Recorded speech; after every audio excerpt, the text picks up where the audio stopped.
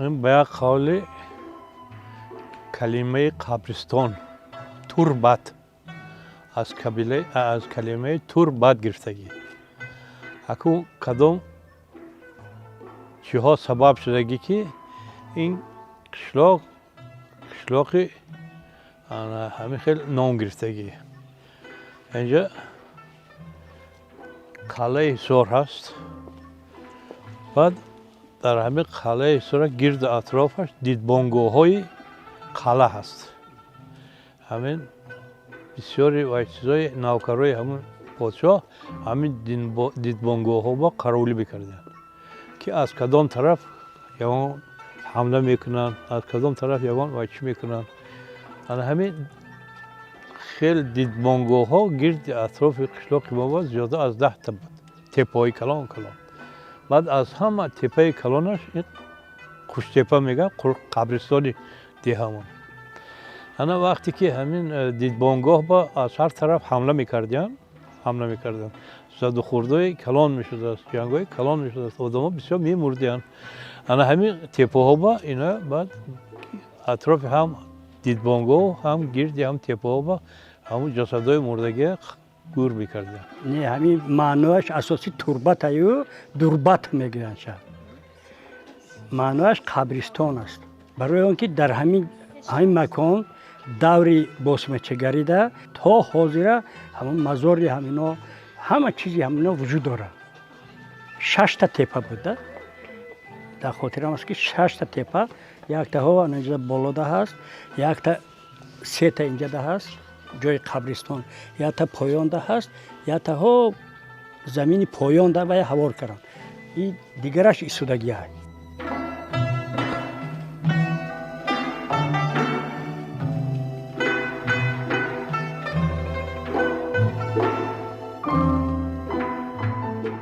از سرحد قشلاق ما پاییزی دوشنبه ریگر ازبکستان همین سرحد قشلاق ما کتی میگذارد پاییزش.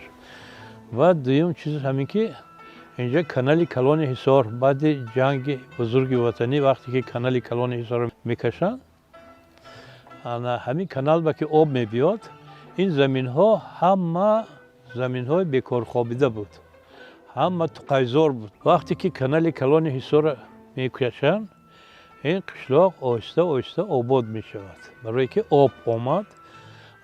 بعد مردم های هر طرفه که همین زمینش تنگ شدگی و چشتگی از کوه الماسی میوردن اینجا باش، شمال و الماسی اونجا حولی ها تنگ میشد. بعد خیسمشون از ورزاب میوردن، بعد خیسمشون از غرم و جیرگتال و کلاب و کانیبادام و از تمام گوشه کنار ریسپوبلیکا وقتی که زمین های خالی که بسیاره برای اینا کارکر کردن همین ها آمده همین قشلاق با زندگی کردن، همین قشلاق بنیاد کردن دربته. جایش که نکابل یا چه میبرن کوزه های ساحت برآمدن درونش خاکستر. پس معلوم میشه که دور پیش ده همین آدم‌ها در درون همین کوزه ها دفن میکردن. من همینجا غار هست، همین غار همش قریب که کوزه میبره. آب میشوه هر سال، باران و سیل میبره، خیلی وای میکنه. همین کوزه ها نمایش هم میکشن میگیرن مردم.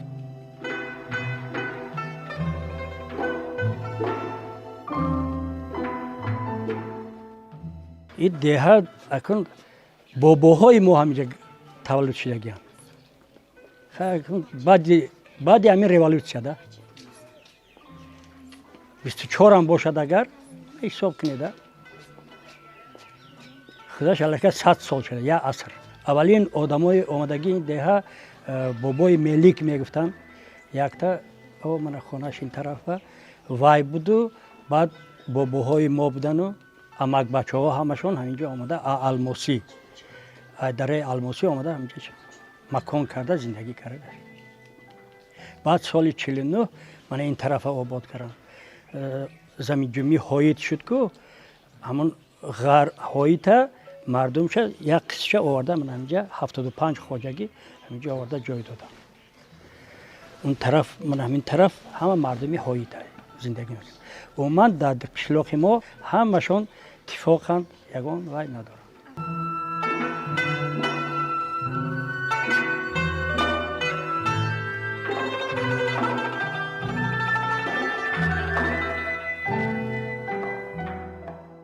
آبادی به درجه عالی رسیده است. یک دور دهی دیگه مونده است که وایش هم به نزدیکی این باد و باران گذرد به نزدیکی با سر میشه.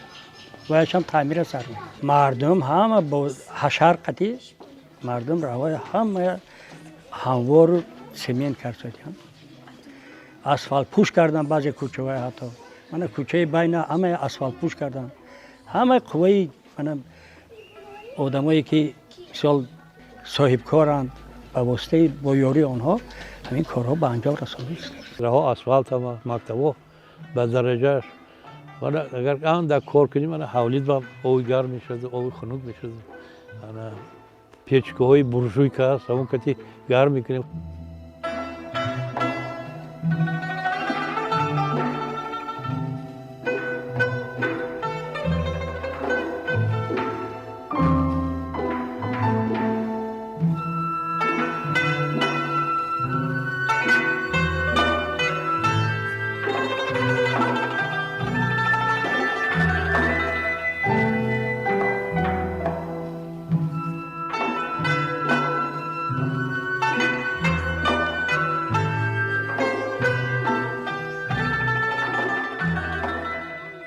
از روی اقدام پیشگرفته پیشوای ملت پرزیدنت کشور محترم امامعلی رحمان که داستان شاهنامه ابوالقاسم فردوسی را در 2 جلد به هر یک خاندان تقدیم نمودند و در پیام امساله پیشنهاد نمودند که این کتاب ها برای در طاق گذاشتن نیست، البته این کتاب ها برای مطالعه کردن است و از این کتاب ها از گذشتگان آگاه گشتن است.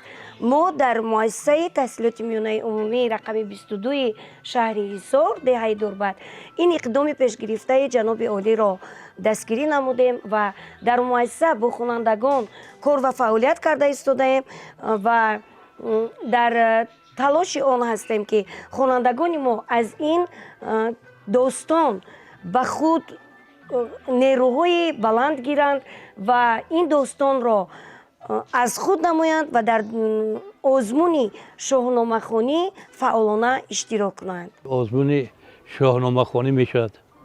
انا کتاب انا وایسم همش این تربیه ما باید گذشته خودمون رو دانیم ما کی هستیم. جناب عالی مردم ما به درجه برداشت که تمام دنیا میشناسد، تمام دنیا میشناسد، احترام میکند، تاریخ مردم ما احترام میکند. این یک دستاورد نهایت بزرگ و دستاورد نهایت قیمت بهاست. ما باید قدر این دانیم. جوانای ما باید دانن این چیزا.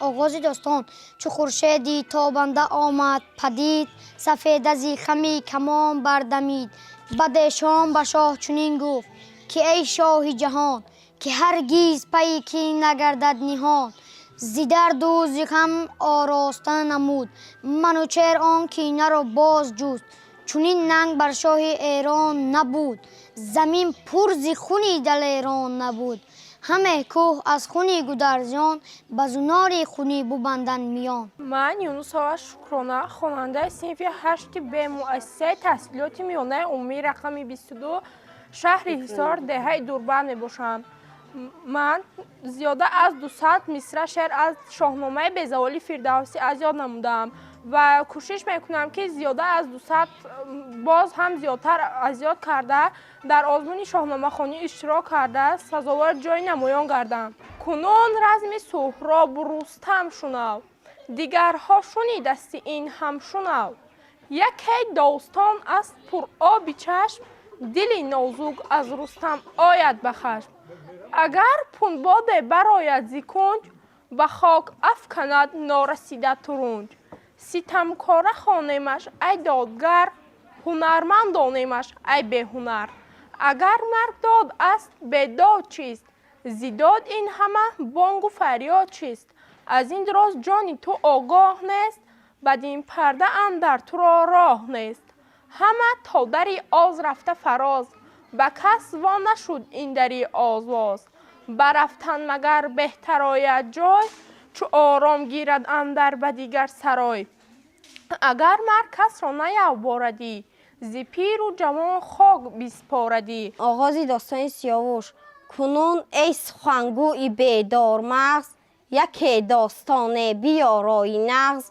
سخن چون برابر شود با خیرت، روانی سراینده را میشبرد. کسی را که اندیشه نخوش بود، بعد آن ناخوشی رای او کش بود. همه خویشتن را چلیپا کند، به پیش خیرتمند رسوا کند. ولیکن نبیند کس آهوی خویش، تو را روشن آید همه خوی خویش. اگر داد باید که ماند به جای، بیارای زان پس به دانا نمای. چو دانا پسند و پسندیده گشت، در جوی تو در آب چون دیده گشت. ز گفتار دهقان کنون داستان، بپیوندند از گفته باستان. کهن گشته این داستان ها ز من، همه نو شوند بر سری انجمن. شاهنامه باید دسترسی هر یک خانکدان کردیم، باید که باید خوانند، باید استفاده برند، از روی شاهنامه کار کنند، موافق شاهنامه رفتار کنند. انا در همین وقت با آدمی بزرگ به وای رسیدنشون. جهان چون بازاری برآید همه، بدون یک روز سر آید همه. چو بستی کمر بر دری راهی آز، شود کاری گیتید یک سر دراز. به یک روی جستن بلندی سزاست، اگر در میانی دمی اژدهاست. پرستنده ای آز و جیای کین، به گیتی ز کس نشنوند آفرین. و دیگر چو گیتی ندارد درنگ، سرای سپنجی چی پهن و چی نهنگ. چو سروی سخی کش بگردد به باغ، بر او برشود تیره روشن چراغ. شود برگ پژمرده و بهش سوست، سرش سوی پستی گراید نخست.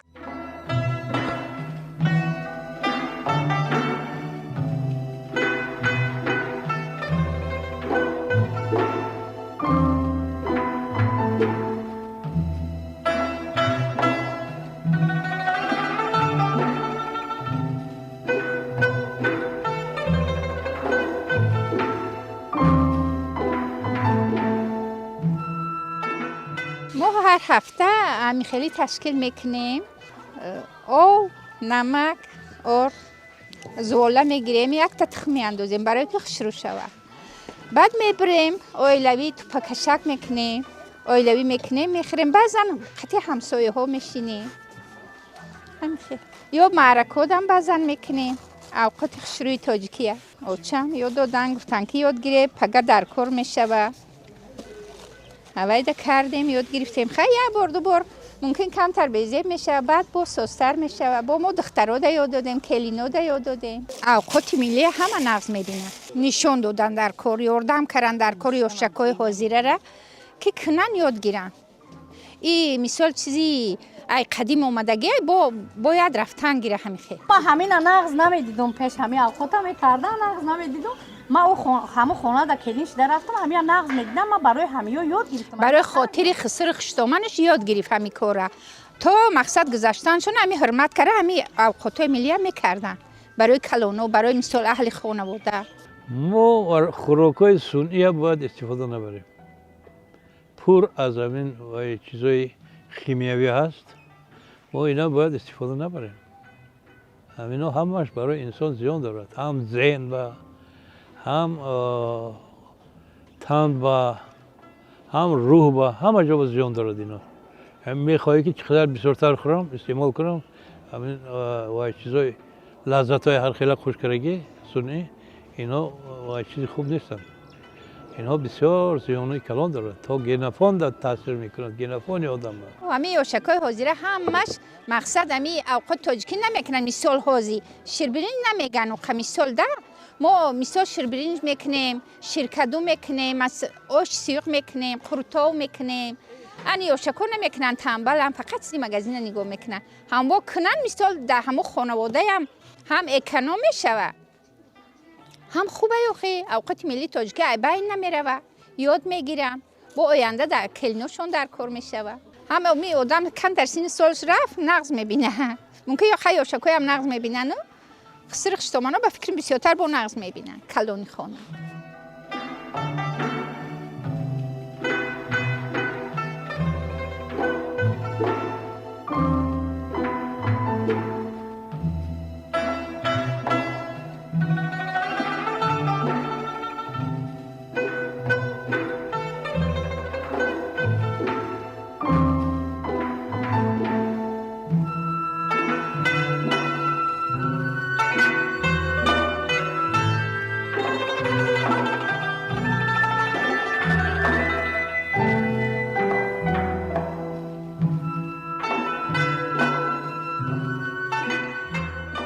کلینو دا یاد دادیم دخترها دا یاد دادیم میکنن حوزی هزار بار شکر یاد گرفتن شکرانه دولتی آوردمون تنجی امانی مگزین برای رولتون نمیره تنبلکا میرم رولتون میخرن ما رولتون نمیکنیم خیلی تاجیکی به دست خودمون میکنیم میخریم رولتونی تاجیکی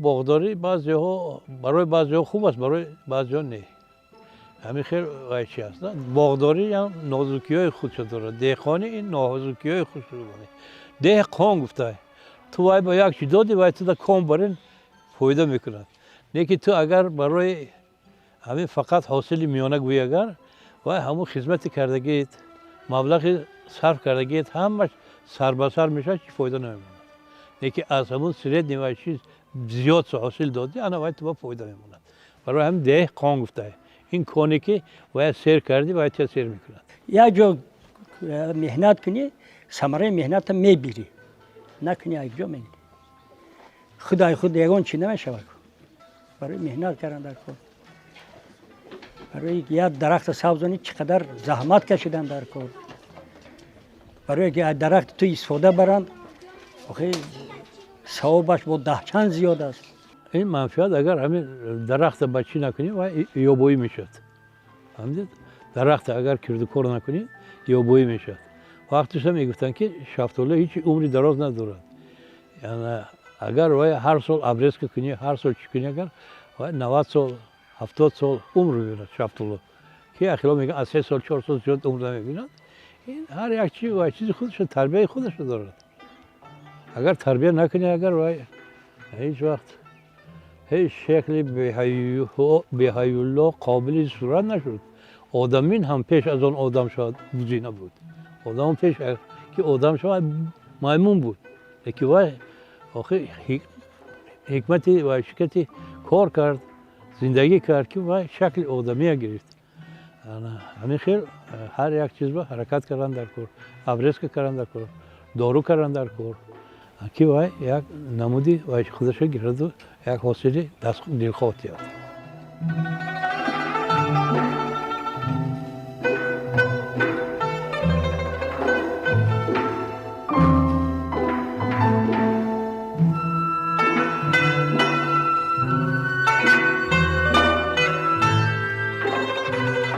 چهار رو داری میکنم من دو تا گاو سیمینفال دارم از روی همین من زندگی ما خیلی طوری میکنم اویلی که معاشی که میگیریم اینا برای خورد و خوراک و این چیزی که میگیریم برای آبادانی خونه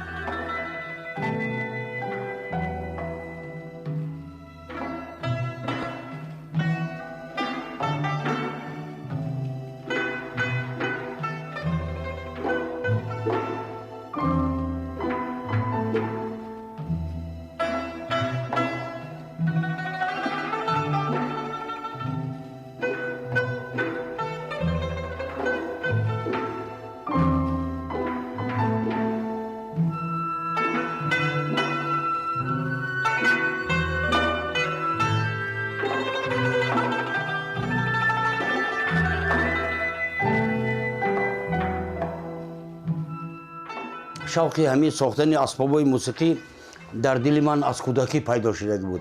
یادم هست که ممکن هم سیمفونی 3-4 میخوندم.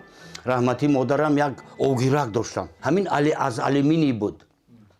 از آلومینی بود و در همسایگیمون یک اگرونومی پرکتیکانت میگیم تجربه آموز بود. وای تور مینواخت. ما همسایه کی بودیم. وای موقتا خیلی یک خانه‌چه داشتگی بود. تور مینواخت من گوش میکردم وای. فامیلیش سنتов از من جوی بودم است وای آدم بعد رئیس کالخوز شد آدمی با او انا تور مینواخت من گوش میکردم اکو وای آدمی کلانسال من از وای هیچی گفته نمیتونم اومده همون اوگیرک گرفتم وای در یک دسته ساختم رنگم کمترک دسته بعدن خوخ کردم خیلی کودک چخیل میکنه یک گوشاگی سو کرده یا دو سیم کشیده همجوده جنگ کرده میگشتم بعد ای وقتی که وای من دید سیستر گفت که چیکار کردی من گفتم همین یک ریجاک مونان یا چی ساختم گفت تو آینده همین استا میشوی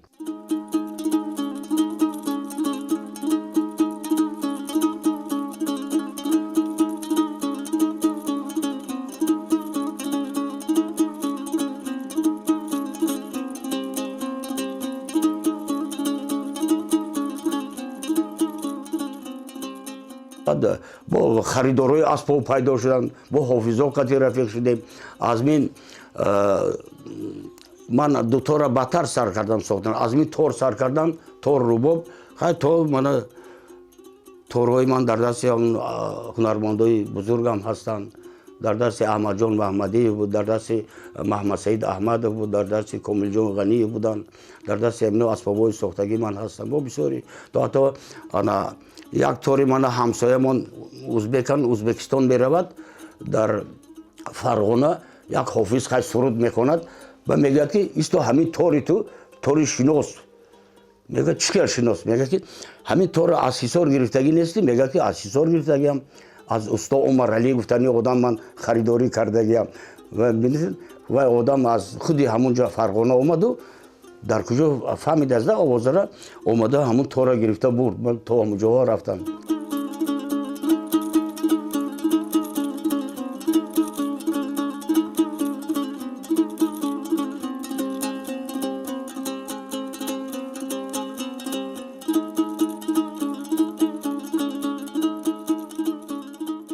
من این طوری ساختگی من هم دستش هم از توت است و کوسش هم از توت این من اندک میده‌تر کردم نه که همین که نغز درونش تازه کرده تونک کردم صدای خوب برآورد صداش بد نیست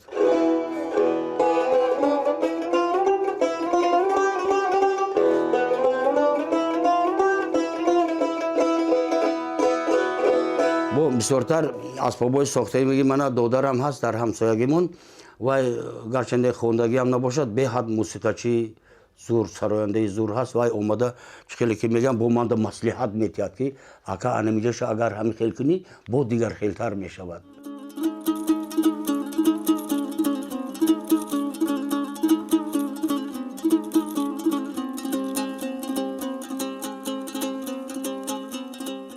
акун асбоборо ман то ҳатто наям сохтагиам дар ҳамунҷо дар устохона аст ана дутор сохтагиам соз сохтагиам ман соз вай сози якум ана соз сохтагиам дутор сохтагиам ана ман ин думбура месозам ана думбураҳоям асосан ман ҳамин косаш мана аз чормағзи дасташ аз тут ана садои нағз метиҳад.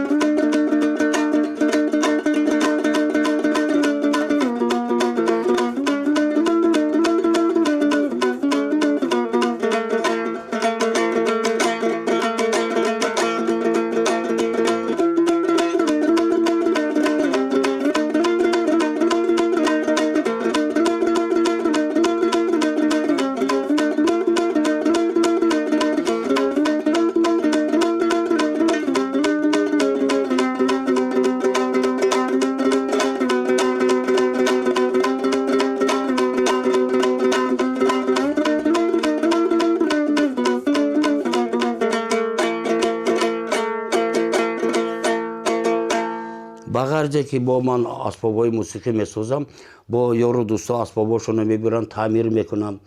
асосан дар тобистон ман дар вақти таътил кор мекунам, дар зимистон андак душвортар аст барое ки мактаб ҷои асосии корам мактаб аст.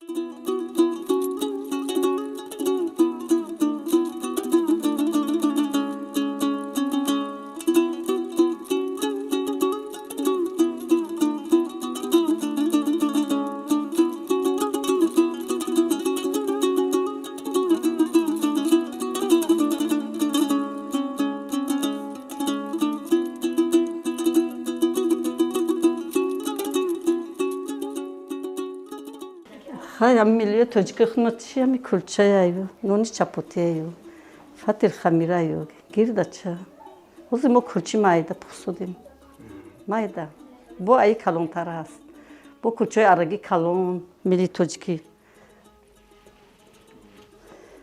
бо чапотӣ ҳастай сиви 5 мехондум пухтупаза куртадузия ҳама хелки хел панои авчам орда дизда кулчача бекам хеле ҳама шаҳудаш мебуромадам курта чеварам буд ман аз соли 92 заказ мегирифтум то 2008 хаба бас кардам қариб 20 сол медухтам курта. ҳамаи нозунаимата ки имрӯз дар рӯи ин дастархон мебинед ин ҳунари дасти кадбонуҳои ҳар як хонадон аст. зани тоҷик бояд аз сири пухтупаз аз сири ороиши дастархон бояд бохабар бошад ва аз анамин сину соли ҳамин духтарако сар карда бояд мо тарзи тайёр кардани омода кардани анамин маҳсулотҳои тоҷиконаро бояд омӯзонем ки анамин пухтани кулча самбуса анаин ҳамаи маҳсулотҳое ки дастархони тоҷикро ором медиҳад аз анамин сину соли ҳамин духтарако мо ороиш доданашро аллакай бояд ки омӯзонем чунки дастархони тоҷиконаи ҳар як зан аз анамин чизҳо аз ҳамин намуди маҳсулотҳо иборат аст ва ҳар як зане ки дар хона кадбонуи тоҷик аст бояд ки аз як орд чанд намуди маҳсулотро тайёр карданашро донад яъне ки чӣ тавре ки мо дар рӯи дастархон мебинем аз як орд ин қадар ҳам маҳсулотҳои қаннодӣ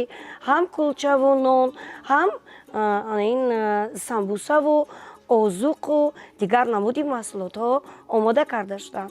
ғайр аз ин боз метавонем маҳсулотҳои қаннодӣ кулчақанд пичониҳо ҳар намуд омода кунем ва рӯи дастархони идона ва маъракаҳои тоҷиконаро оротием. асосан ҳама ҳунар дар дасти зан аст. зан метавонад ки дили мардро бо пухтупазҳои бомаззаи худ дилашро ёбад. اگر زن در خانه هنرمند نباشد، از پخت و پز با خبر نباشد، باید در زندگی بسیار تنقیصی میکشد. برای همین به هر یک خاندانی که ما میرویم کلین شده یک دخترای خود رو به اون خاندان میتیم، البته از این چیزا باید با خبر باشند. خود مادرها باید به این تربیت آموزانند دخترای خود رو که بعد رفته در خانه خوشتومنها، در خانه شوهرها از این چیز با خبر باشند. خوشتومنهای باید به این چیز بی‌طرف نباشند و هر یک کلینی که به خاندان آنها میرود مناسبت فرزندانه کنند. دختران کلین رو همچون دختر خود قبول کنند و آن چیزی که از دستشان میباید هنرهای خودشان رو به کلین های خود آموزانند. یعنی این میشود زندگی آرام و تنج در خاندان هر یکی ما و شما. در حقیقت برای زنی هنرمند که میخواهد دسترخوان خود را آرا دهد، میخواهد که چطوری که معلمه گفتن دل شوهرش رو به دست بیارد و در همون خاندانی که زندگی میکند دلگرم باشد، باید که از یک چیز ساخته تواند. یعنی که همون شرط نیست که برای یک چیز رو پخت و پز کردن دویده به بازار رفته خرید کردن.